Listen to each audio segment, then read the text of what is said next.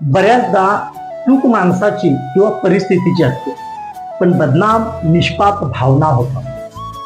18व्या शतकापर्यंत युरोपमध्ये टोमॅटो या एका अत्यंत चवदार आणि सुंदर फळाला विषारी फळ मानले.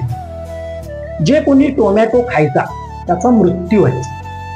लोकांनी टोमॅटोवर पूर्णपणे बहिष्कार टाकला, त्याला अशुभ मानले. पण सत्य काय होते? सत्य अत्यंत हृदयद्रावक होते. त्या काळातील श्रीमंत लोक जेवणासाठी शिसे मिश्रित ताट आणि भांडी वापरायचे.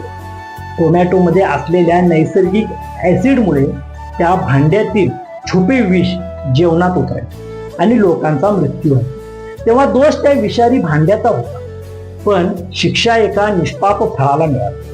हे केवळ एका फळाचे सत्य नाही, तर आजच्या आपल्या समाजाचेही विदारक वास्तव आहे.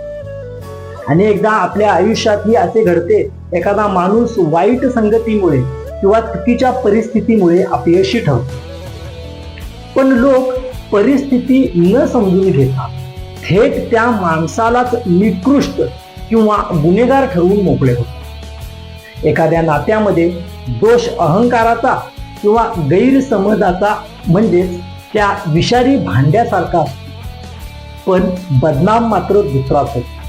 म्हणून मित्रांनो, एखाद्यावर शिक्का मारण्यापूर्वी, एखाद्याला चुकीचे ठरवण्यापूर्वी, एखाद्याला चुकीचे बोलण्यापूर्वी मूळ कारणाचा शोध घ्या.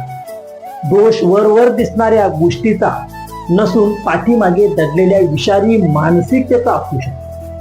सत्य जाणून न घेता कोणावरही बहिष्कार टाकू नका, कारण जेव्हा सत्याचा प्रकाश पडतो तेव्हा